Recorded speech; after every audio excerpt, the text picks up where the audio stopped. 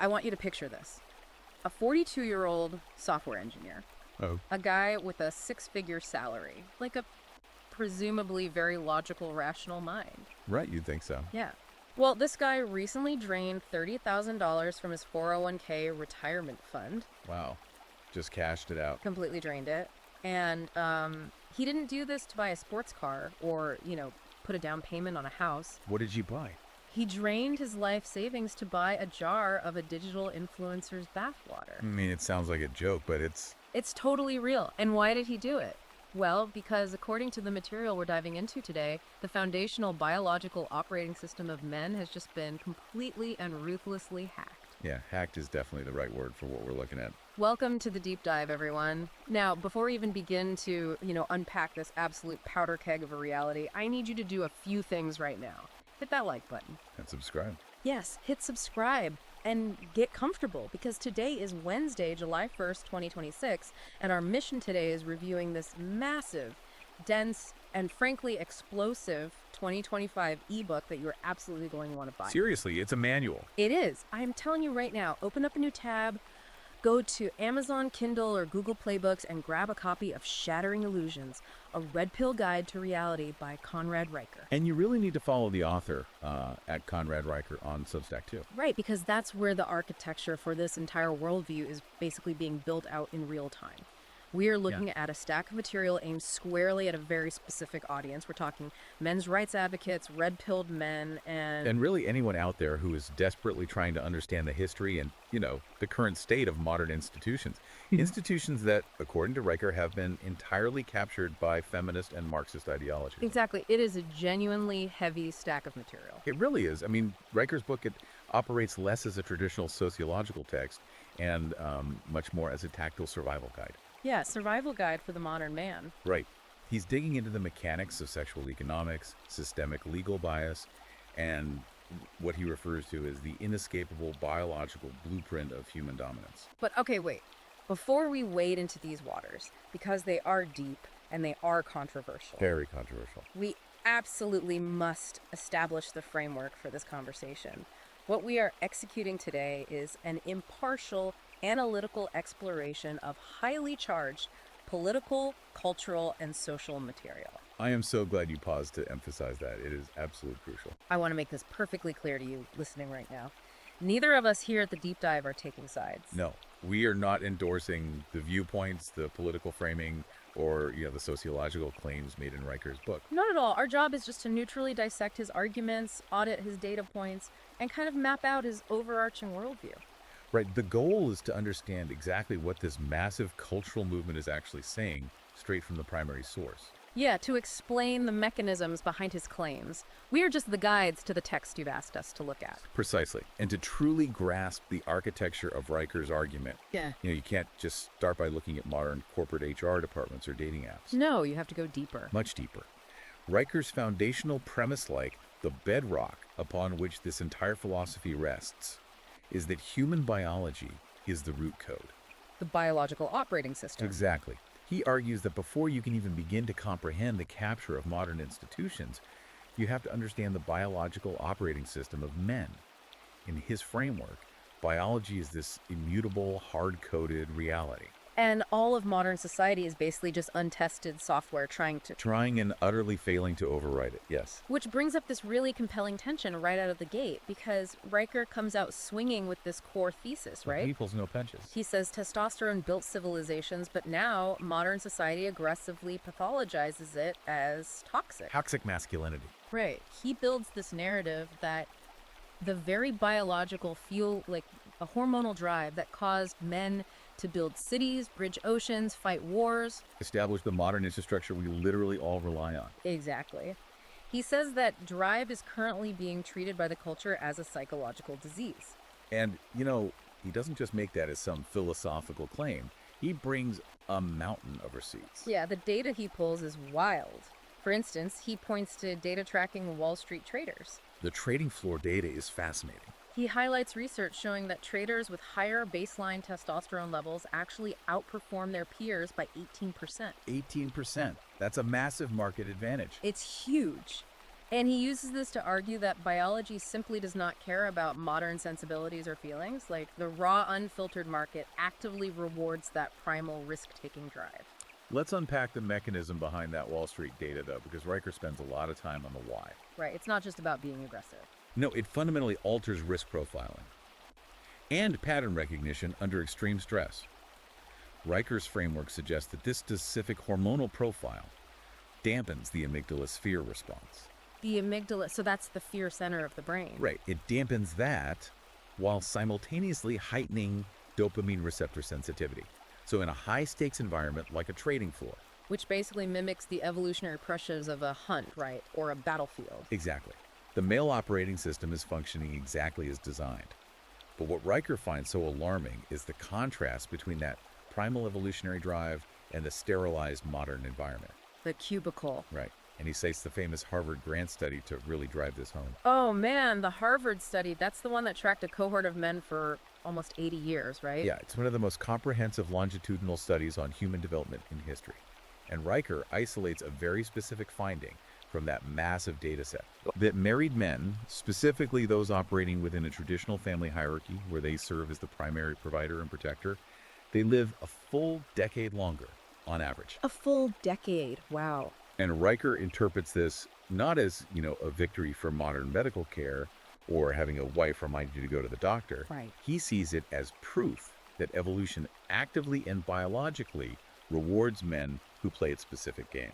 So when a man is providing, leading, carrying the burden of that traditional hierarchy, his biology regulates itself optimally. Exactly. But then he immediately juxtaposes that biological necessity with the modern reality we're actually living in today. And the contrast is incredibly dark. Very bleak. He pulls from a CDC report linking fatherlessness to a staggering 63% of youth suicides. 63%, it's devastating. It is. And beyond the impact on children, he points out that male depression rates have tripled since 1990. And he's drawing a direct causal line here.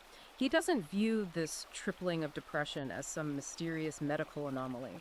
He directly correlates it with the rise of the sedentary desk job and what he calls the systemic demonization of raw masculinity. It is the ultimate environmental mismatch. Like Riker argues that you have this demographic of human beings biologically wired for physical conquest, risk, territorial defense. And society is forcing them to sit quietly in open-plan, fluorescent-lit offices for 8 hours a day. Yes. And worse, they are constantly being lectured that their natural instincts to compete or dominate or assert themselves are inherently toxic. So the depression, according to Riker, isn't a chemical imbalance in the brain. No, he says it is the brain accurately responding to a cage. Wow. Okay, wait. Let me play devil's advocate here for a second. Sure. Riker makes this sound like an inescapable trap. But couldn't an evolutionary biologist argue that human beings are like the ultimate adaptable species? They could, yeah. Like, if physical dominance is obsolete in a post-industrial, knowledge-based economy, shouldn't the male operating system eventually adapt? Like, to reward collaboration and emotional intelligence? I mean, aren't we capable of running new software? Well, that is exactly the counter-argument that mainstream sociology relies on. But Riker attacks that premise head-on through what he calls the feminist paradox. The feminist paradox. Right. He argues that psychological preferences and biological imperatives do not evolve at the speed of economic shifts. It takes hundreds of thousands of years to alter an evolutionary baseline. Not a few decades of corporate HR policy. Exactly. And to prove this, he takes a listener to Norway. Oh, the Norway example. This is where the data really made me stop and reread the page. It's wild, isn't it? Because globally, Norway is held up as the absolute gold standard, right? Like the ultimate gender parity utopia. They've done everything. They have. They implemented every possible legislative and cultural initiative to ensure total systemic equality. Generous paternity leave, blind hiring, absolute educational parity. And what's the result? Riker points out that in Norway, women actually flee STEM fields, science, technology, engineering, and math faster than almost anywhere else in the developed world. Yeah. He drops this incredible statistical bomb. There are actually fewer women in STEM professions in egalitarian Norway than there are in deeply traditional countries like Algeria. Which forces us to examine the underlying mechanism, right? Yeah. Like, why does extreme systemic equality result in extreme gender divergence? Yeah. Why? Well, Riker's interpretation of this paradox is heavily rooted in evolutionary psychology. He argues that the harder a society chases artificial engineered fairness, the faster natural human desire and biological preference assert themselves. Hey, break that down for me. Think about the economic variables. In a developing nation like Algeria, a woman might choose a career in engineering out of sheer economic survival. Right. STEM fields offer financial security in a volatile environment. Exactly. But in Norway, the social safety net is so robust that financial fear is completely removed from the equation. Oh, I see. When women in Norway are completely free to choose any career without the pressure of economic survival, they overwhelmingly choose people-oriented professions: nursing, teaching, psychology. Rather than object-oriented professions like engineering or systems architecture. Exactly. So Riker is saying this proves that male spatial reasoning and female emotional intelligence aren't just social constructs forced on us by the patriarchy. Right. He says they're deep-seated biological realities. He's essentially arguing that equality warriors in the West are trying to solve a problem that doesn't actually exist. They're looking at unequal outcomes in tech and screaming discrimination. And Riker's looking at the exact same data and saying, no, that's just biology finally being given the luxury of choice. Precisely. He views the attempt to force parity as this exhausting, continuous battle against human nature. Yeah, and he applies this exact same brutal mathematical logic to modern dating. The mating market. Right. If biological imperatives dictate our career choices, they absolutely dominate our reproductive choices.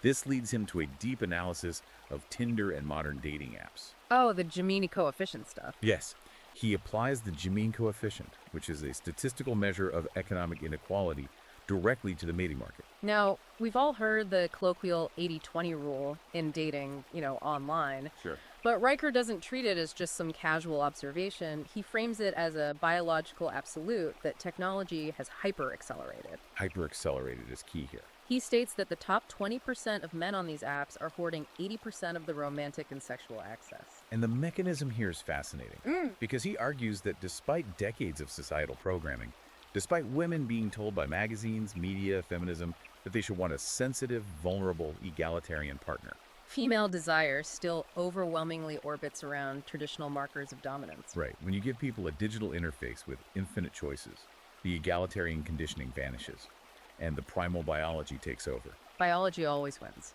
Always. And to illustrate the absolute ruthlessness of this biological reality, Riker provides a very stark, almost uncomfortable example. Is this the Rico Savage part? Yes. He profiles a prominent dating coach and pickup artist named Rico Savage.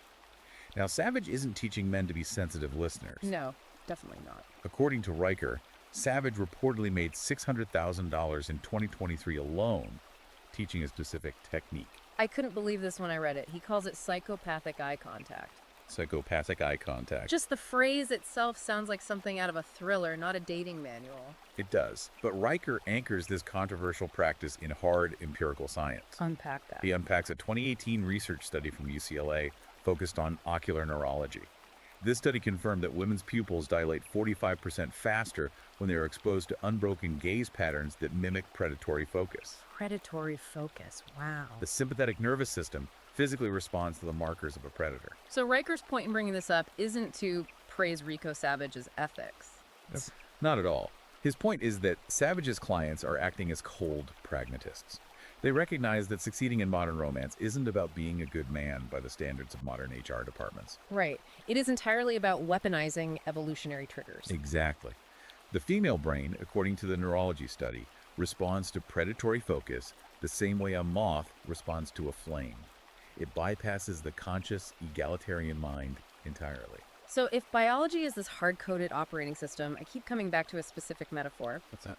Is modern society basically trying to force a heavy, complex, modern graphics program to run on an old MS-DOS operating system? That's a great way to put it. Like the underlying code of men is primal, it is hierarchical, it requires territorial dominance. But the societal software we are furiously trying to install right now demands extreme sensitivity, passivity, and emotional vulnerability. Right. Based on Riker's data, it seems like the system isn't just glitching, it's destined for a total crash. Well, according to Riker's framework, the crash has already happened. It has. Yes. The system is in pieces, and what we are living in right now is the fallout. A brutal new reality. Okay. When you take the biological mismatch we just discussed and combine it with the digital age. The frustration, the loneliness, the unfulfilled biological imperatives, they don't just disappear. What happens to them? They get commodified. They get transformed into a massive, highly efficient digital economy. Ah, And this transitions us directly into how Riker maps out the logistics of sexual economics. okay, let's define some terms here because Riker introduces concepts like free market Darwinism and applied hypergamy. Let's start with hypergamy. Traditional hypergamy, as I understand it, is the historical tendency of women to marry up across social or economic classes. Yes. But Riker is talking about how the digital age allows this to happen at an industrialized global scale. Global scale hypergamy. And the examples he uses to prove this are jarring. Let's go back to the guy I mentioned at the very beginning of this deep dive. The bathwater guy. The 42-year-old software engineer. This is a man who understands logic and code. Yet, he literally drained $30,000 from his 401k to buy Belle Delphine's bathwater. Yep. And when he was interviewed on a podcast about it, he didn't express regret. He said he did it because he wanted, quote, proof she existed outside my screen. It's tragic. Riker argues this isn't romance, this is speculative trading where loneliness index is higher than Bitcoin. It is a profound and disturbing illustration of biological desire being monetized within a digital void. In this new economy, women aren't selling intimacy. What are they selling? They are selling access. Yeah. And men are buying the illusion of closeness. The illusion. Right. Riker argues that biological markets ignore morality completely. They operate purely on supply and demand. And because the supply of genuine female intimacy is artificially restricted by that 80-20 rule we talked about. Exactly. The demand for parasocial digital intimacy skyrockets. And to prove how financially sophisticated this exploitation has become, he cites the story of a former Goldman Sachs quantitative analyst. This specific story completely blew my mind. I need you to explain the mechanics of this because it sounds like science fiction.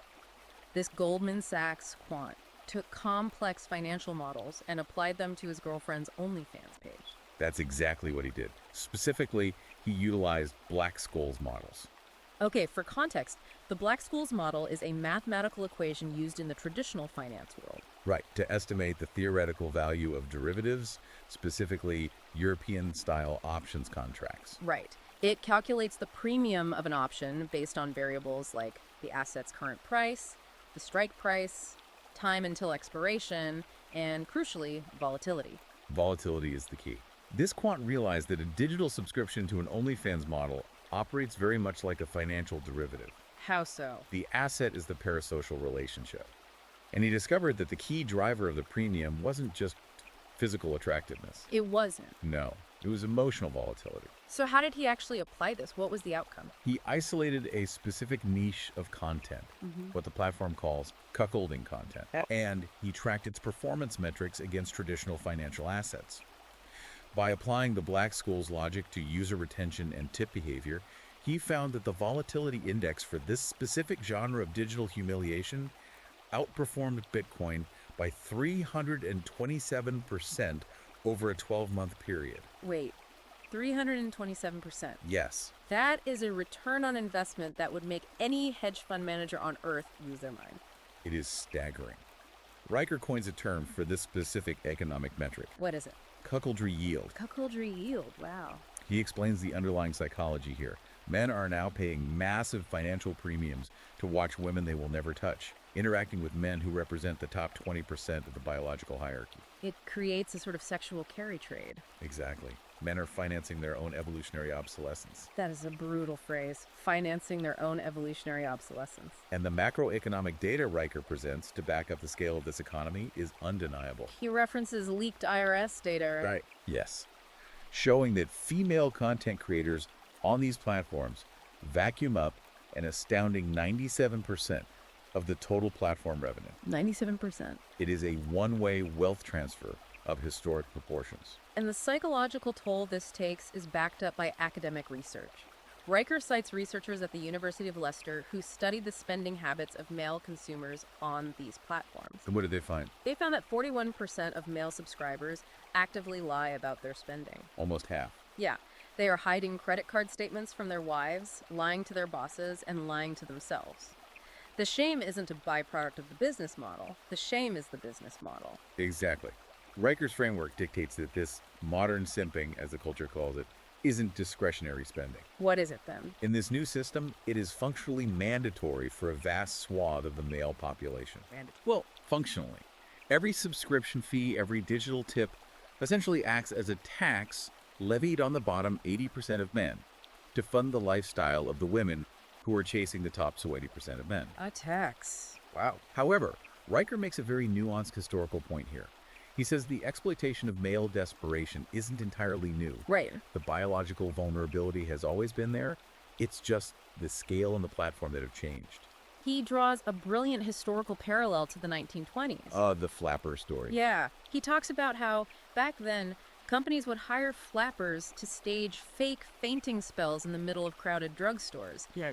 And when the crowd gathered, the women would attribute their miraculous recovery to Dr. Sweat's virility tonic. A literal snake oil. Exactly, prompting all the desperate men in the store to buy it immediately. And Riker compares that 1920s street theater directly to modern Twitter influencers. The parallel's definitely there. Today, you have social media baddies drop shipping $3 faux leather chokers from AliExpress, motioning them to their male orbiters as feminist statement pieces, and marking up the price by 1,000%. The variable is the infinite reach of the internet. Right. The constant is the absolute weaponization of male desperation. And what Riker finds most fascinating and most indicative of system collapse is how extreme the monetization of male humiliation has become and how men are adapting to it. The Ohio guy. Yes. He highlights a specific case of a divorced father in Ohio. This man, a former factory worker, discovered that his ex-wife's new partner was covertly recording their intimate moments. Just horrible. But instead of suffering in silence or pursuing a purely legal route, What did he do? this man took those recordings and built a six-figure live stream empire. Wait, what? He began making $14,000 a month by essentially selling his own cuckolding, complete with live reaction videos of himself crying over the footage. Let me stop you right there, because my immediate reaction reading that was, how is this a business strategy and not a total psychological collapse? Well, Riker's interpretation is what makes his worldview so controversial. He does not condemn this man. He doesn't. No. In fact, within his framework of free market Darwinism, he calls it a valid business strategy in the face of what he terms sexual feudalism. Sexual feudalism. You are either the lord in the castle or you are the serf tilling the digital fields. Exactly. Okay, I have to ask you to unpack a quote from the book that ties this all together. Riker says, quote, "The red pill isn't a philosophy, it's a P&L statement." The profit and loss statement. Right. How does Riker suggest men navigate this totally rigged sexual feudalism without becoming the serf whose wallet is just perpetually drained? Riker's solution is brutal, unfeeling pragmatism. If the system is functionally a P&L statement, he argues you must treat relationships, intimacy, and dating as contractual business arrangements. It's just entirely transactional. Yes. You must audit your emotional investments the same way a CFO audits a supply chain. He argues that men must adapt to this free market Darwinism or get priced out of the genetic lineage entirely. Oh. But to truly understand how men were maneuvered into becoming the serfs in this economic model, Riker insists we have to look beyond just the market forces of OnlyFans and Tinder. Right, there's a larger structural issue. Yes, we have to look at the deliberate, top-down weaponization of language and shame by captured institutions. And that takes us directly from the digital dating market right into the corporate boardroom. The HR department. Riker makes the argument that major institutions, from Fortune 100 corporations to Ivy League universities, haven't just naturally evolved over time. No. He says they have been actively and deliberately hijacked by feminists and Marxists. Systemically. He says they have systematically dismantled meritocracy and replaced it with ideological compliance. And the primary weapon they used to execute this coup, it wasn't legislation, What was it? it was language. Ah, yes, the concept of linguistic colonization. Right. Riker's theory is that if you can control the definitions of words, you can control the entire culture. Which is very Orwellian. Very. He focuses incredibly heavily on the mainstream adoption of the term toxic masculinity. Okay. Within his framework, he doesn't just disagree with the term.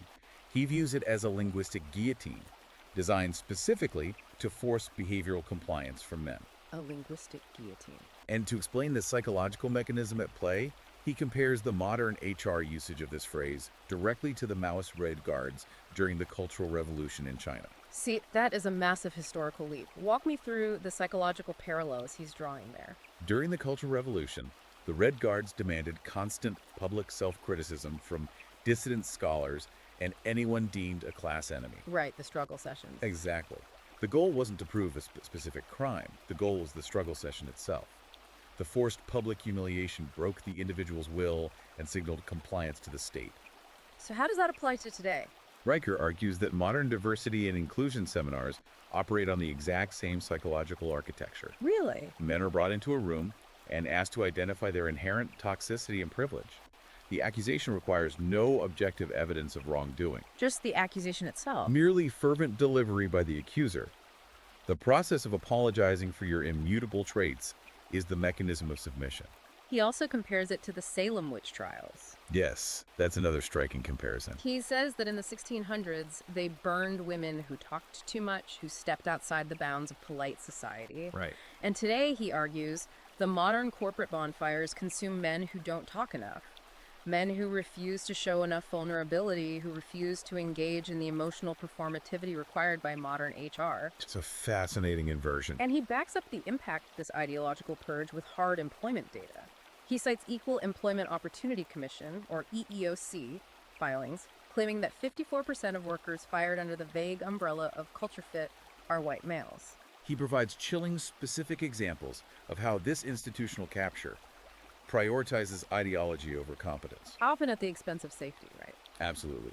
He mentions a Boeing engineer who confidentially disclosed to Riker that he was labeled racist and marginalized within his department simply for flagging a critical manufacturing defect. Because he flagged a defect. Because the designer of the defective part was a so-called protected hire, and criticizing their work was viewed as an act of patriarchal aggression. Unbelievable. He also cites a Microsoft manager who admitted, over encrypted messaging, that their department no longer hires based on coding merit, What do they hire based on? explicitly based on melanin and gender quotas to satisfy internal ESG scores. ESG scores. Wow. Riker argues that systemic competence has become acceptable collateral damage in the blind pursuit of diversity, equity, and inclusion. And it's not just human HR departments carrying out this purge.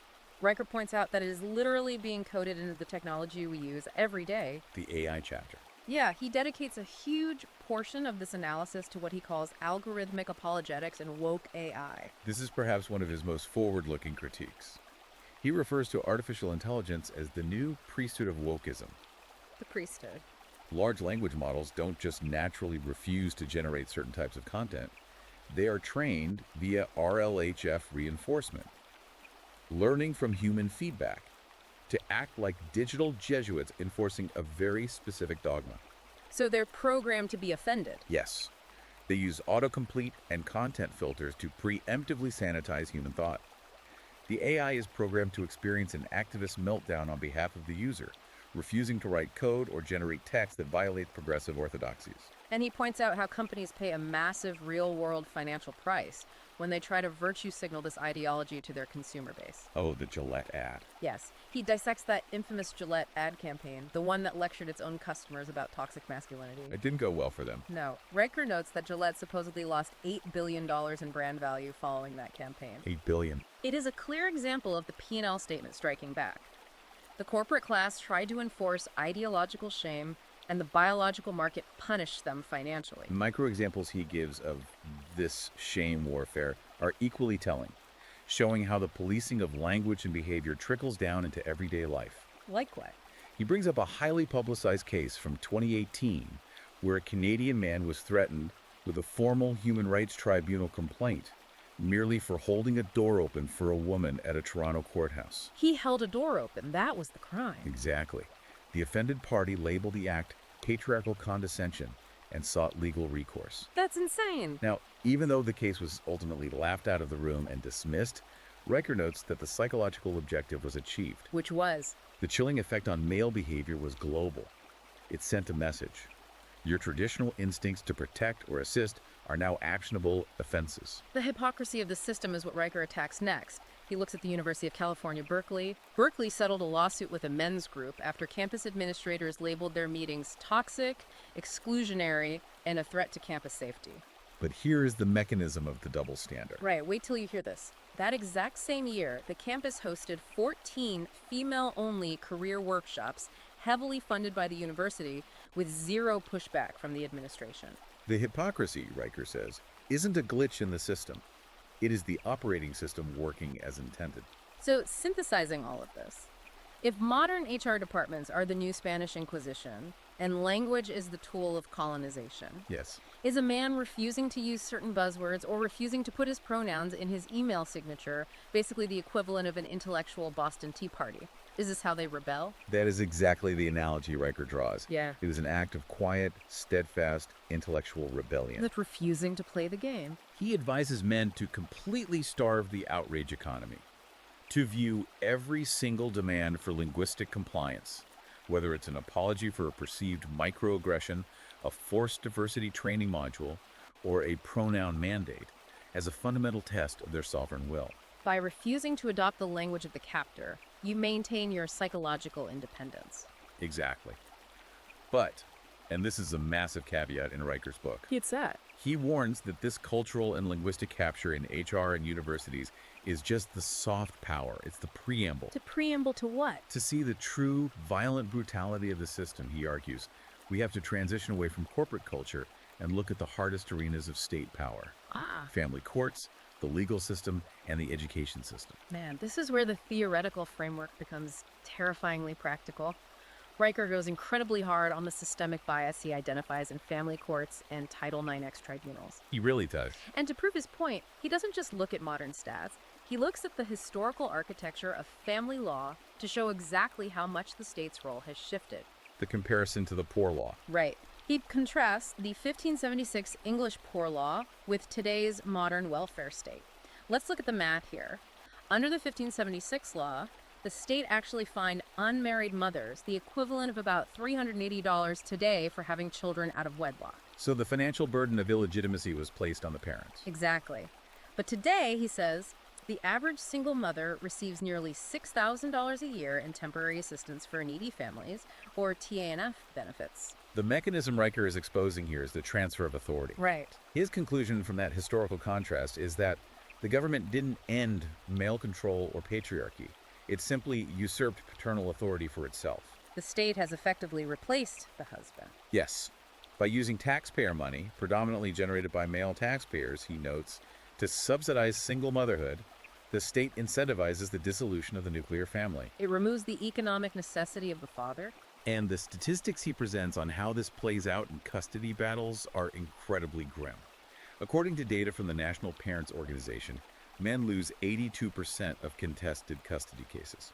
82%. And he points out that this overwhelming loss rate happens even in cases where there is documented evidence of the custodial mother failing drug tests or demonstrating severe instability. The system defaults to the mother. And the financial extraction that follows the loss of custody is just as brutal. He states that 97% of all alimony payments go from men to women. 97%. Riker dives into the concept of coverture laws. Let's explain coverture. Historically, coverture meant a woman's legal rights and obligations were subsumed by those of her husband upon marriage, like he was responsible for her debts and her upkeep. Right. Riker argues that modern alimony is simply an inverted, weaponized form of coverture. How so? It retains the man's absolute financial obligation to provide for the woman, but completely strips him of any authority, access, or rights within the relationship. He famously calls modern alimony indentured servitude with better PR. Indentured servitude. And the example he gives to illustrate this is enraging. Oh, the welder. He profiles a Michigan welder, a guy working massive overtime hours, who was ordered to pay $1,800 a month in child support. $1,800 a month. This welder discovers that the money he's bleeding for isn't going to ballet lessons or winter coats for his daughter. Where's it going? His ex-wife is using the child support to finance a brand new Harley-Davidson motorcycle for her new boyfriend. Wow. And when the welder hired a lawyer and took this egregious misuse of funds to court, the judge essentially shrugged and told him that the payments benefit the overall household environment, not the child specifically. So the money is just gone. The money is gone, and he has no say in how it is deployed. This systemic lack of accountability is what Riker refers to as the lie industrial complex. The lie industrial complex. His argument is that it's not merely that the laws possess an inherent maternal bias, it's that the system actively financially rewards deception and cruelty. The game theory of divorce. Right. He explores the game theory of divorce litigation, pointing out that 72% of restraining orders filed during the initial stages of divorce are not responses to actual physical emergencies. What are they? They are strategic, heavily advised custody hacks. Lawyers advise clients to file a restraining order because it immediately removes the father from the home, establishes a de facto custody arrangement, and shifts the burden of proof onto the accused to prove he isn't dangerous. It's the ultimate weaponization of the presumption of guilt. Yes. And he tracked how this exact same presumption of guilt has infected college campuses through Title IX tribunals. Right. He argues that the cultural mantra of believe all women has entirely destroyed the foundational legal concept of due process. And to highlight how far the evidentiary standards have fallen, he makes a really intense, provocative comparison. The Sharia law comparison. Yes. He says that even under the strictest interpretations of Sharia law, a court requires at least 4 male witnesses to conclusively prove adultery or sexual misconduct. The bar for evidence is incredibly high. But in a modern American Title IX tribunal on a college campus, one unverified anonymous accusation or one tearful TikTok video, and a young man is expelled, his transcripts are marked, and his future is ruined immediately. With zero right to cross-examine his accuser. Zero. And to illustrate the absolute peril of this evidentiary void, he recounts the harrowing story of a Wisconsin man navigating the legal meat grinder. Oh, this story's crazy. This man was facing severe domestic violence charges and serious prison time based entirely on his ex-girlfriend's testimony. Just her word. Just her word. He was only saved from a conviction because of an automatic cloud-based miracle. The iCloud sync. Yes. His ex-girlfriend, highly intoxicated, had filmed a TikTok confession in her bathtub where she laughingly admitted she lied to the police to ruin his life. That video auto-synced to a shared iCloud backup before she could delete it, and the defense attorney found it. That is insane. Riker's overarching point here is terrifying. If a man has to rely on an accidental iCloud sync of a viral video to avoid state prison for a crime he didn't commit, he isn't living in a justice system. He is living in a system of judicial Russian roulette. And men are legally forced to hold the chambered round. Okay, this is incredibly dark. If alimony is legally sanctioned indentured servitude, and the family courts and Title IX tribunals are essentially a game of Russian roulette, what are Riker's actual actionable countermeasures? Right. How does he suggest men protect themselves legally? You mentioned the prenup 3.0 earlier. What does that actually look like? Riker suggests that men must abandon any romanticized notions of state-sanctioned marriage. They must treat marriage with the exact same ruthless, paranoid risk assessment that a multinational corporation uses before executing a hostile merger. So romance is dead. Completely. The prenup 3.0 he advocates for includes extreme financial ring fencing. It goes far beyond a standard prenup. Like what? He advises men to set up entirely separate banking infrastructures years prior to marriage. He advocates utilizing Montana LLCs or impenetrable Nevada trusts as legal armor against asset division. Wow. He demands the inclusion of ironclad cohabitation clauses, meaning the absolute second an ex-spouse cohabitates with a new partner, all spousal support is immediately and irrevocably terminated. He is covering every angle. He even explores the fringes of wealth protection, pointing to offshore paternity trusts, utilizing Bahamian asset protection laws that American family courts cannot pierce. So it is a philosophy of total, uncompromising financial fortification. Yes. Total defense. Okay, let's pull back and look at the whole board here. Let's do it. If the digital dating market is a brutal, algorithmically accelerated biological meat market, Yes. if corporate America is a woke inquisition demanding linguistic submission, Right. and if the legal system is a meat grinder explicitly designed by the state to strip men of their assets, their authority, and their children, what on earth is the actionable battle plan? If the matrix is rigged against you from top to bottom, what do you actually do? Which brings us to the final architecture of Riker's book. The Red Pill Renaissance Tactics, Stoicism, and Tribes. This is the pivot point of the entire text. This is where Riker transitions from diagnosing the terminal disease of modernity to prescribing the radical cure. And his survival guide for the modern man is built on 3 uncompromising pillars, right? Absolute stoic detachment, radical digital minimalism, and the formation of parallel, untouchable tribal brotherhoods. Let's start with the stoicism piece, because this is where he actively attacks the modern mental health apparatus. The therapy industry. Yeah. We hear constantly that men need to go to therapy, that they need to open up and process their trauma. Raker says absolutely not. He cites a 2021 cognitive behavior therapy meta analysis that is fascinating. The study shows that men who journal solutions, meaning they don't write down their feelings, they write down actionable, tactical solutions to their problems, they report a 23% higher career satisfaction and lower baseline anxiety. Right. He contrasts the ancient martial practice of Marcus Aurelius. A Roman emperor journaling his philosophical resolve in a war tent. Right. He contrasts that with what he dismissively calls modern Freudian navel-gazing. He makes the claim that emotional suppression isn't psychological repression. For a man, it is strategic resource management. Strategic resource management. Riker's critique of the therapy industry is entirely economic, isn't it? Yes. He argues that the current system actually profits immensely when men break down, become vulnerable, and lose their stoic frame. Oh, interesting. Think about it, the divorce industry, the subscription-based therapy apps, the pharmaceutical companies pushing SSRIs and antidepressants. They all directly monetize male emotional collapse. So what's his countermeasure? Absolute, unyielding stoic resolve. You do not complain to a system that hates you, you build. You don't process trauma with a therapist who views your masculinity as toxic. Exactly. You channel that trauma into undeniable competence and physical strength. And a massive part of building that competence requires disconnecting from the system, right? Through what he calls analog living, or building dopamine moats. The dopamine moats. He cites a Max Planck Institute study on neuroplasticity that proves how malleable our brains still are. What did this study say?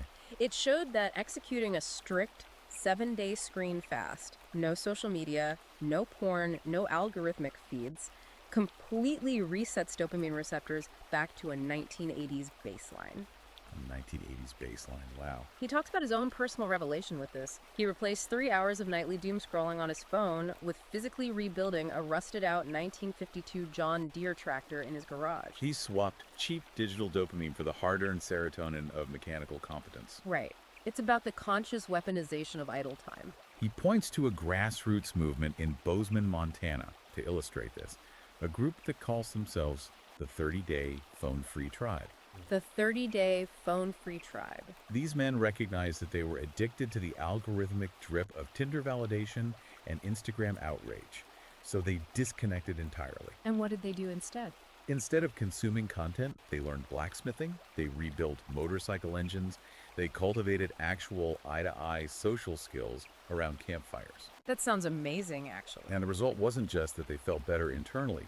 Riker notes that they became inherently more attractive to women and more successful in their careers. Why? Because they were signaling tangible, physical competence rather than desperately chasing digital validation. They starved the matrix of their attention. Right, he phrases it brilliantly. He says Silicon Valley wants you distracted and docile, but your biological survival instinct wants you dangerous and capable. You have to choose wisely. So true. But here is where the tactics transition from self-help into borderline geopolitical strategy, geographic and legal arbitrage. This part is wild. Riker argues that if you cannot beat the system in your home country because the laws are structurally biased against you, you don't stay and fight a losing battle. You just leave the jurisdiction. Exactly. He talks about the beta shield strategy being deployed by expatriates in Bali. I need you to explain the game theory behind this. The beta shield is a fascinating, cynical application of game theory and international labor arbitrage. Okay.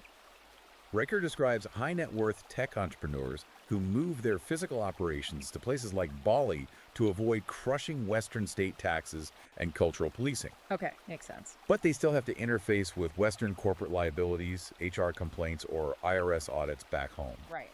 To handle this, these alpha operators specifically hire highly agreeable, highly credentialed, risk-averse beta males in the States to act as a buffer layer. A buffer layer. The sole job of these employees is to interface with the toxic corporate bureaucracy. The compliance of these agreeable employees becomes a human tax write-off, shielding the alpha operator from the bureaucratic friction and allowing him to build wealth in an untouchable jurisdiction. The ultimate firewall. Yes. And he applies the same arbitrage to family law. He details the case of a Silicon Valley CEO who relocated his primary residence to Dubai. For the weather. No, he didn't move for the desert weather or the tax rate. He moved specifically to slash his legally mandated child support. Under California law, he was bleeding $50,000 a month. Right. By establishing residency under the UAE legal framework, which does not recognize Western alimony standards in the same way, he legally slashed his payments down to $10,000 a month. A massive savings. And for the men who don't have the capital to flee to Dubai, he points to technological workarounds, like the Dad Chain project in Austin, Texas. Ah, yes. The intersection of blockchain and family law. So fascinating. Dad Chain was developed by a frustrated programmer who wanted to remove the biased human element from custody enforcement. So what did he do? He created blockchain smart contracts that utilize GPS oracles to automatically enforce custody agreements. The code is entirely binary. Give me an example. If the mother's phone GPS shows she misses 3 court-mandated visitations, the smart contract automatically executes and literally locks her out of her Tesla or freezes a joint expense account. It just executes automatically. Yes. The beauty of the system, according to Riker, is that a family court judge cannot override blockchain code. The algorithm replaces the biased gavel. It is the ultimate manifestation of building a parallel, untouchable system. It really is. But Riker doesn't stop at finances and custody. He takes the concept of arbitrage down to the literal genetic level. The Norsk Bank. Yes. He highlights Norsk Bank in Scandinavia. This is a facility freezing the sperm of over 800,000 men. And the goal here isn't just standard fertility preservation for older men. No. Riker frames it as a strategic, defensive move to dodge the endocrine disrupting chemicals.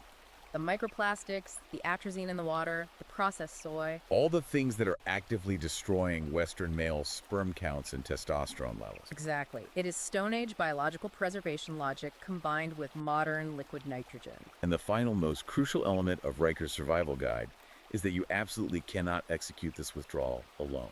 A lone wolf dies in the wild. Exactly. You need a tribe. He points to the rise of shadow institutions. He brings up the Fraternal Order of Eagles, an old fraternal organization that is apparently running private, legally binding arbitration courts for family law disputes across 14 different states. Wait, they run their own courts? Yes. And they refuse to allow state-licensed family law attorneys in the room. The disputes are mediated entirely by ex-cops, union negotiators, and older men in the community. And what's the result of removing the state from the equation? A 98% male victory or equitable compromise rate since 2017. 98%. He also explores the emergence of what he calls apocalypse frats. Apocalypse frats. Networks of highly capable, heavily armed men drafting mutual paternity contracts. These contracts ensure that if the state collapses or a brother is incarcerated by a biased system, their children will be raised by trusted men within the tribe, completely bypassing the foster care system. Listening to you unpack the mechanics of jurisdiction shopping, moving assets to Dubai, utilizing Bahamian offshore trusts, and setting up shadow arbitration courts, I can't help but draw a historical parallel. What's that? It sounds exactly like the 1920s mobsters who fled to Cuba or set up offshore syndicates to dodge prohibition laws. That's a very apt comparison. They realized the state apparatus was hostile, so they built a parallel economy. But I have to ask, how does all this fluidity, this constant running away from your home country's jurisdiction, how does that redefine traditional masculinity? Well, Because I always thought the core tenet of traditional masculinity was planting your flag, standing your ground, and defending your plot of land against all enemies. Doesn't fleeing to Bali contradict that? that is a highly perceptive analogy, and it cuts to the absolute heart of Riker's evolved philosophy. Riker argues that standing your ground in a system that is mathematically and legally designed to destroy you isn't an act of bravery. What is it then? It is an act of suicide. If we connect this back to the biological imperative we started with, Riker is redefining masculinity for a borderless digital age. Right. Traditional masculinity was inexorably tied to the physical land because, historically, wealth, crops, and survival were tied to the land. You defended the border because that's where the food was. But today... Today, wealth, code, and freedom are entirely mobile. By treating passports like Pokemon cards, by leveraging global tax arbitrage, and by hiding assets in the blockchain, these men are not fleeing their responsibilities. In Riker's view, they're outmaneuvering a hostile, parasitic state in order to protect their assets, their legacy, and their genetic future. It is not about standing in front of the matrix and taking bullets. It is about unplugging the server entirely and moving to a jurisdiction where Morpheus is the judge. Okay. We have covered an absolute mountain of intense, deeply controversial, and highly technical ground today. We really have. Let's synthesize and distill the core insights of this deep dive into Shattering Illusions. First, Riker's foundational argument is that male biology, driven by testosterone, hierarchical thinking, and the imperative for dominance, is an unyielding reality. Yes. He asserts that society's attempt to pathologize this biology has resulted in a devastating crisis of male depression, suicide, and alienation.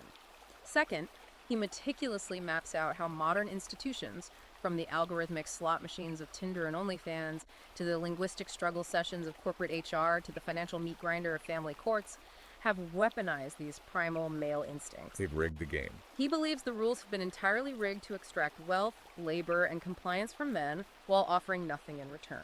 And finally, his proposed solution is neither political activism nor helpless complaining. Riker demands total systemic withdrawal and ruthless personal optimization. This renaissance requires strict, stoic emotional detachment to starve the outrage economy. It requires radical digital minimalism to reclaim neurochemical focus. And most importantly, it requires the active construction of parallel, untouchable systems. Whether that is achieved through geographic tax arbitrage, blockchain custody contracts, or the formation of tight-knit, localized tribal brotherhoods. Exactly. He is ultimately calling for a completely decentralized, hyper-pragmatic red pill renaissance. A renaissance built not on social media complaints, but on cold, hard ROI and calloused hands. Listen, if you've made it this far into the conversation, you know exactly how deep we go to uncover the mechanics of these cultural shifts. Absolutely. Do not forget to hit that like button and subscribe to the deep dive so you never miss an analysis of the ideas shaping our world. And look, I'm giving you a final strong pitch right now. If you consider yourself part of this target audience and you want to read the full unfiltered manual with all the granular data, the legal loopholes, and the exact tactics we spent the last hour discussing, you have to buy the book. Check out Amazon Kindle and Google Play Books right now. Yes, get your copy of Shattering Illusions, a red pill guide to reality. And absolutely make sure you follow the architect of this framework at Conrad Riker on his Substack. You should also check out his Twitter and YouTube handles. Regardless of whether you agree with his conclusions, the conversation he is sparking is undeniably shifting how thousands of men are viewing their utility and their place in the modern world. All right, before we sign off, I want to leave you with a final provocative thought to mull over. Let's hear it. Something we didn't explicitly cover today, but that acts as the ultimate wildcard to this entire philosophy. Riker's entire thesis rests on the idea that human biology is fixed and always wins, right? Right. He argues that current technology like OnlyFans or dating apps simply acts as a digital trap to exploit that static biology. But what happens when technology doesn't just exploit biology? What do you mean? What happens when technology replaces biology entirely? Oh, that is the event horizon for this entire sociological debate. Exactly. Think about the trajectory we are on. When true AI companions entities that can flawlessly pass the Turing test of emotional intimacy hit the consumer market, or when artificial wombs move from laboratory experiments to commercial reality, completely severing the act of reproduction from the human female body, It changes everything. will the sexual feudalism Riker describes just collapse overnight? In a hyper-advanced future where human biology is rendered obsolete by our own inventions, do both modern feminism and Riker's traditional dominance-based masculinity become completely and utterly irrelevant? That's a massive question. Will that heavy modern graphics program finally just delete the MS-DOS operating system altogether? Ponder that until next time.